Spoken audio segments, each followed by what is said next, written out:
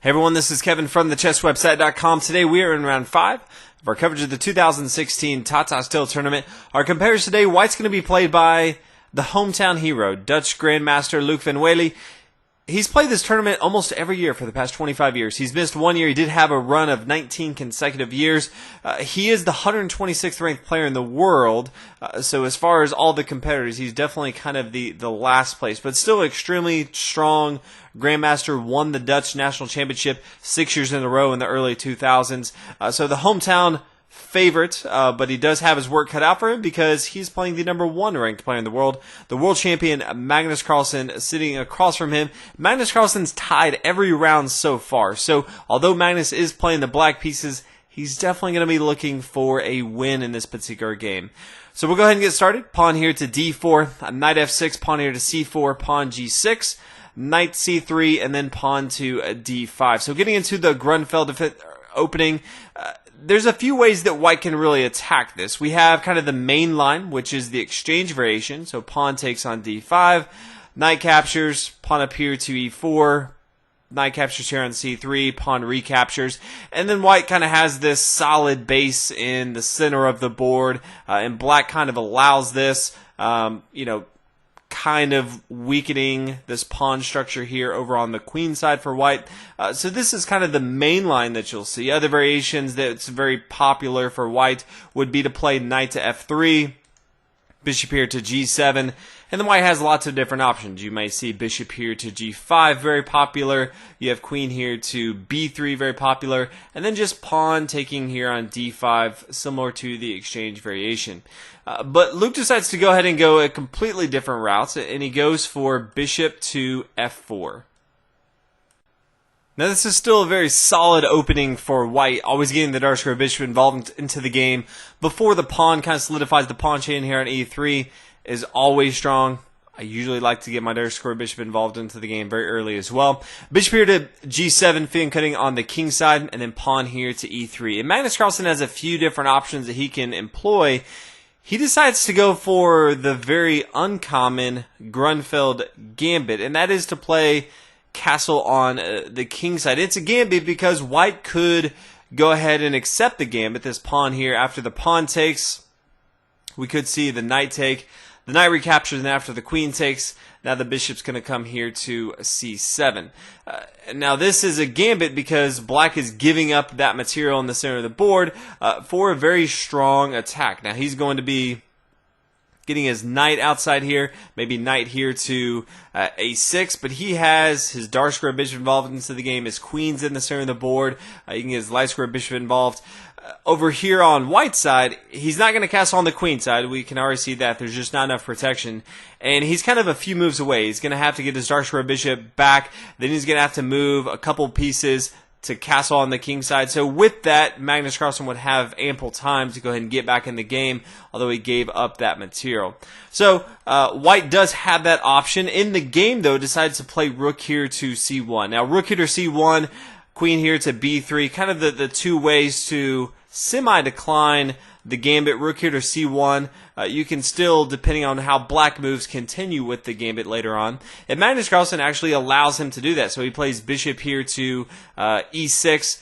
He wants to kind of play this before he plays pawn here to e6, because then you can get your light square bishop in this particular variation. It just kind of gets blocked in. Magnus Carlsen does not want to do that, so he first plays bishop here to e6. And so now we start to see some exchange on board. Pawn takes on d5, the knight takes, knight recaptures, bishop takes, and now the bishop comes up here to c7, and this bishop is now protected by the rook here on c1, which we saw a little bit early. Now it would be a lot worse if the rook were to take here on c7, because now the pawn could come out down here to e5. This bishop was protecting the rook, but now this is kind of stopping it right here. So after the pawn takes here on e5, then just queen takes on c7. This is very bad. Now the queen could come up here, take the bishop, queen down here to c1, queen comes back, and then the queen takes this material right here. All in all, White's queen side is completely decimated. There's no protection here on the king side. It's going to be Wally Castle. Definitely going to be a much better game with the queen and the two rooks compared to White's setup on the board. So we'll come back after the bishop takes here on c7. We're going to see queen here to d7, and then the bishop comes back here to g3. Now, white did have the option, since this pawn is being attacked right now on a2 by the bishop here on d5. He could try to hold on to that material. So he could play pawn here to b3, and then we see the rook over here to c8, bishop back here to g3, knight here to c6. White is up in material by a pawn, but if he kind of looks at it, he says, okay, Magnus Carlsen has a pretty scary board. He has all of his pieces developed, his kingside safety over here. This is going to be definitely worth it for Magnus Carlsen with all the tempo he's kind of got from this. On the flip side, white doesn't have any of his kingside material developed, and his queenside is very, very exposed. So he decided to instead to play bishop back here to g3, and then the bishop takes here on a2. Now, white has more options now. He could try to play pawn here to b3. This is not quite the poison pawn, so the bishop can't take here on b3. That would be silly because the queen could take it. But now the queen can come here to d5. If the rook were to come up here to c5, we could just see an exchange on board. But after the bishop takes, we kind of see the same scenario. The queen side's completely decimated. Black has really nice king safety over here. He can easily get his pieces developed into the game. Knight here to c6, get his rooks connected. Over here, it's going to be a few moves before white can really do anything with his pieces over here. So he decides not to go ahead and play that pawn here to b3. Instead decides to play knight here to e2, recognizing that he needs to start getting some of his king pieces involved, kingside pieces involved into the game. So we see bishop come back here to a d5, knight here to c3, and then bishop here to c6. And this is a pretty valuable square for Magnus Carlsen. You know, Luke really wants to play his bishop coming out here, get involved into the game, maybe castle on the king side, get some safety, and really start to attack his opponents. But he can't do that with the bishop here, because as soon as he moves it, he's just going to lose his pawn right here. So that's not good. Really good square for Magnus Carlsen. White now goes for something I was not expecting at all, and he plays pawn here to h4. So really starting to attack this fianchettoed pawn chain over here on the king side. Rook over here to d8, centralizing that rook. Queen here to b3. Queen here to f5, attacking the square here on f2, and then push up this pawn to h5. We do see pawn here to e6, just solidifying the center of the board a little bit. Pawn takes, pawn takes. So white's kind of looking for this rook to kind of attack this h-file, maybe get some support later on by a queen or a different rook. But right now the rook's kind of hanging out by himself here on h1. Now the queen's going to come back here to d1, so just decide to kind of move back and forth right now. Knight here to d7, getting ready to position to come over here to the king side.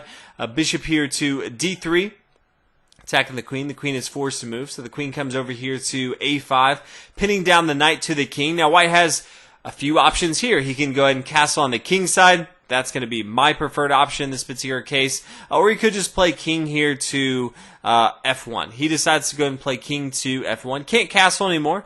Not the worst thing in the world, but I would have preferred castling, connecting my rooks back here, and then you can get your queen involved however you want to. But he's kind of still holding out hope that he can have his rook here on h1, maybe have some big attack over here on the king side. So knight here to f6, attacking the king side, and then bishop here to e5. Magnus brings his rook over here to c8, just trying to connect them, control more of the board. Wasn't doing a ton over there on a8. Queen here to d2. If he ever allows himself to play pawn here to e4, this would kind of open himself up to get his queen involved to h6, depending on where this bishop lies on g7.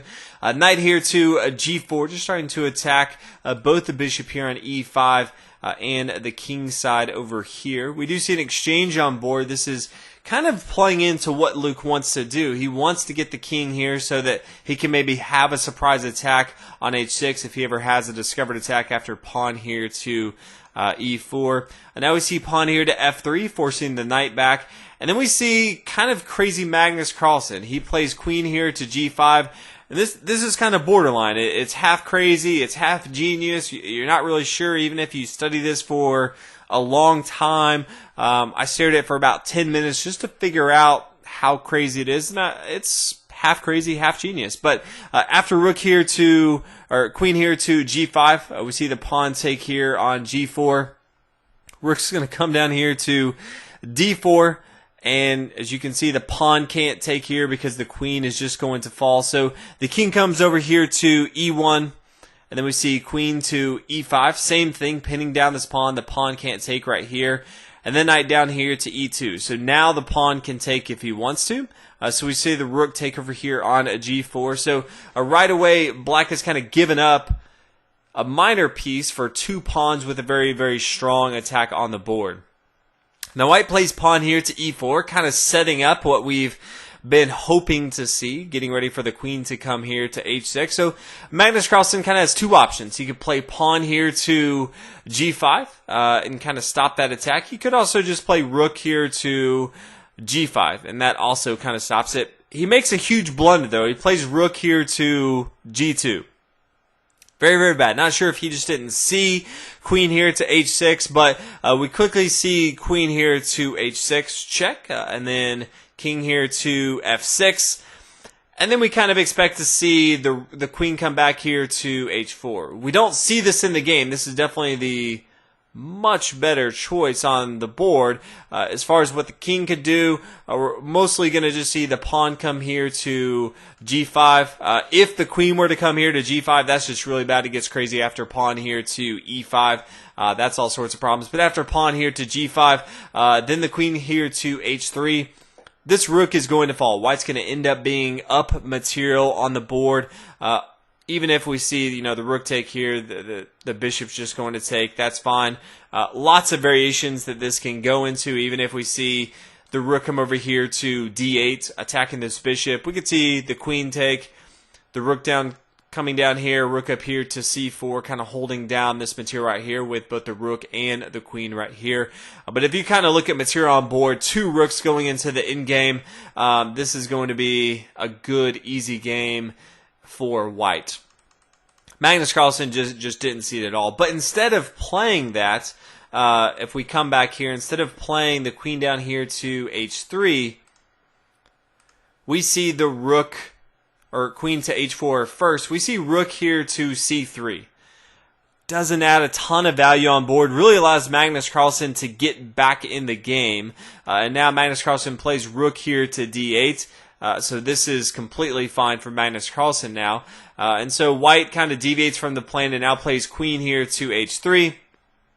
Now the queen's going to come over here to g5. Now rook to f1. We see the queen or king come back here to g7. Queen here to f3. Just trying to solidify a little bit. Rook down here to d7, protecting this pawn right here on f7, since both the queen and the rook on f1 are kind of attacking this. So rook up here to f2, attacking the rook. The rook's going to come up here to g4, and then knight to f4. Now, I think it's worth, I was really hoping that we would see knight here to d4. This could have gone down as one of the most just epic things of all time, because it's a true gambit, and Magnus Carlsen seems to have made some mistakes so far in this game. Even in the tournament so far, he's kind of alluded to it hasn't been his best tournament so far. So after knight to d4, we could have definitely seen, although it's a low possibility, it definitely could have happened, and it would have been awesome. There would have been table flipping all over the place. But after rook takes here on d4, we could see queen takes on f7, and this is a forced mate. King here to h6, queen up here, queen to h8. Queen can get involved, now get the rook involved. Bishop gets involved, the king comes here, and then boom, we have checkmate. There's no way to really stop that. I think even if Magnus Carlsen doesn't fall for that, I still think it's fine. Knight to d4 just seems way cooler, in my opinion, than knight to d4, which is completely playing defense. It's just not doing anything cool at all. But after knight here to f4, we see the queen come to h4. And then a really, really terrible move. We see bishop to e2. Just really deteriorates the position that he had. Potentially trying knight to g2, kind of stopping this threat of the knight coming down here to g1. That's really what he needed to do.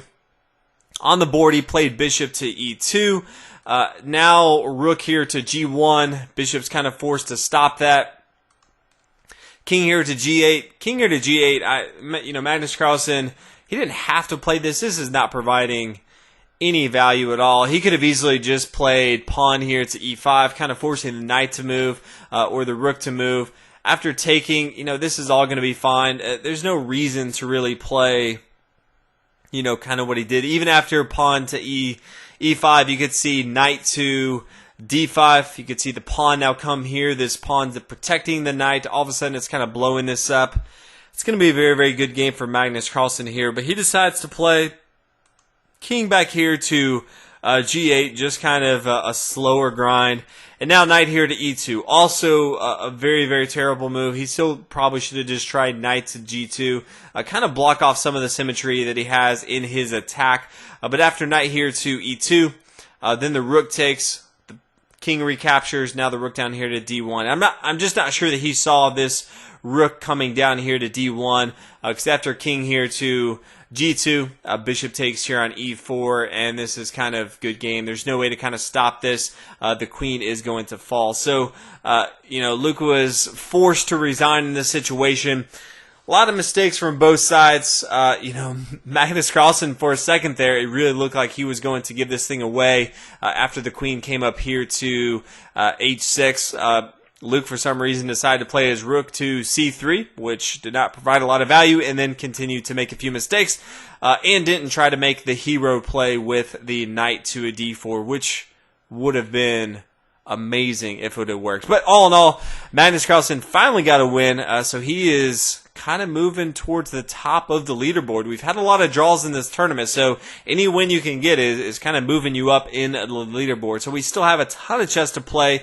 It's one of the longer tournaments with 14 competitors. So we'll see if Magnus Carlsen can continue this trend.